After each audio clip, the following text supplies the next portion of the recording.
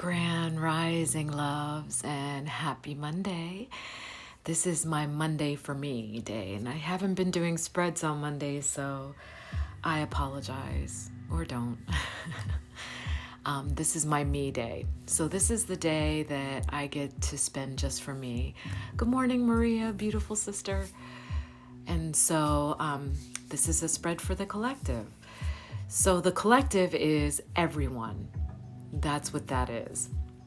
And so the sacred geometry that showed up today for everyone is the Pentagon. The Pentagon talks about stability and protection.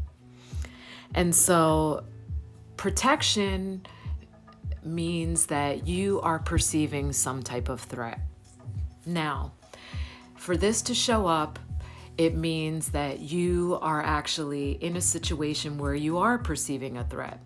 If it's a physical threat, run, girl, run, boy. Now, if it is a mental, emotional, or spiritual threat, usually that is based first in self. And so when you feel threatened outside of yourself, what are you creating within yourself in order for that to be showing up? Okay? And so always those types of threats are more of an energetic invitation from yourself than it is actually showing up for you outside of yourself, having nothing to do with you, right? And so if you have a question about what I mean by that, let me know. But we create the energetic invitation within ourselves. So if there's something that you are not seeing or not working on or projecting, it will always show up in your reality because there is only you. So everything, every single thing that you are experiencing outside of you is you. So your experience will never be my experience, and vice versa. And so the Pentagon showed up to say, you are experiencing a perceived threat. And so it is offering protection. It showed up in the upright position, so it is offering its protection. And so there are many stones that also work with protection, but this is saying the perceived threat is actually you. So you really don't need protection. You don't need to shield yourself. You don't need to call in reinforcements. You need to go and dive deeper within yourself to see what is that energetic imprint that is creating the invitation for a threatening situation to come in, whether it's mentally, emotionally, spiritually, or even physically threatening to you. Now, the mystical shaman has shown up today too. I love these cards. The artwork on these cards is just beautiful. So the mystical shaman showed up today to talk about non-attachment. And so really, in a way, it kind of echoes the message of the Pentagon because the non-attachment of the mystical shaman recognizes that everything that's outside of you is actually you.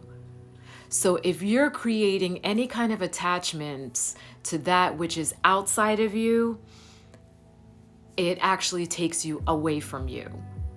And the point is always, always, always to stay in deep communion with self, whether you are being so radically present, unwaveringly in communion with self.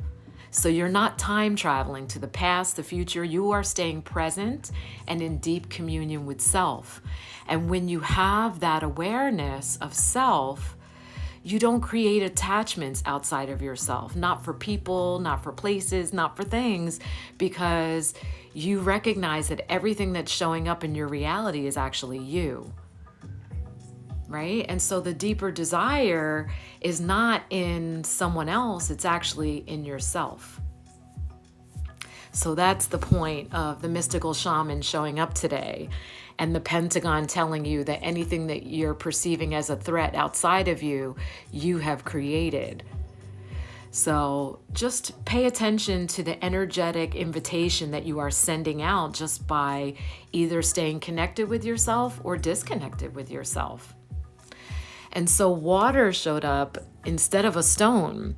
And so connecting with water today will be a really good idea. Maybe taking a long bath, putting intention into the water before you drink it, in your shower, when you're washing your hands even, sending in heart intention into that water for supporting you.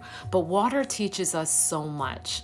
It teaches us really surrender and how to be in that flow state, right? So when water is mounted with an obstacle, it still finds a way to proceed, right? And so in the human experience, sometimes when we're met with obstacles, it can take you out of that state of being present and being aware and being in that unwavering connection with self. It can take you out of that because you're stunned for a moment and you want to go back in ego, you want to explain it, you want to blame it, but instead sit in it and say there is a way, either through this, around it, to adapt. And water teaches us that. Water teaches us that flow state, to let go and flow. So even that droplet of water that comes from the sky that's mounted with frozen air will crystallize, but it still continues its path, falls to the earth, and in a moment of stillness, it just waits for the earth to warm and then goes into the earth, but still will evaporate at greater heat. And it still is always water.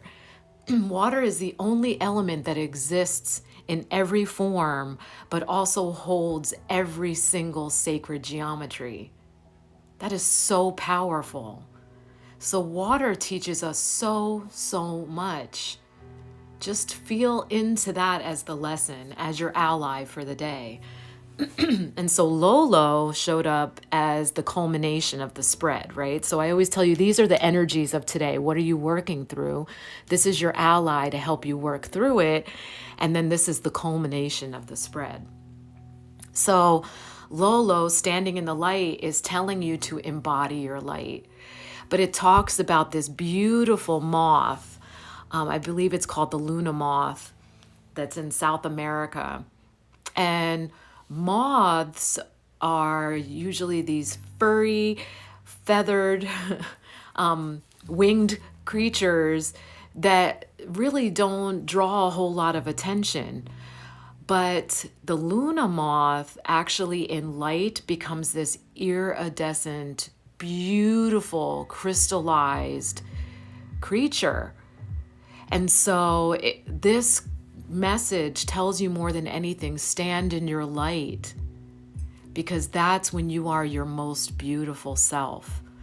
So if you take yourself out of that unwavering presence of being now, here and now, and being authentically you, you won't shine.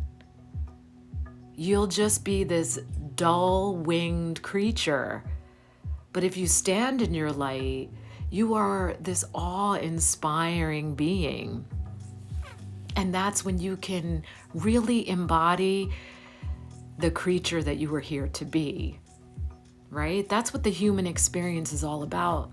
Fully aligning and lighting the space that you occupy. So let that be your lesson for today. And thank you for sharing this space with me. Mothra, the mother of all flighted beings, pure light. Yes, I love that. Thank you, sister. That's beautiful. So thank you all for sharing this space with me. I recognize that your energy and time is your most valuable commodity, and I so appreciate you. Thank you. I love you. And I am sorry for any disharmony that I have created as source. Please forgive me. Thank you for the opportunity. I love you. I love you.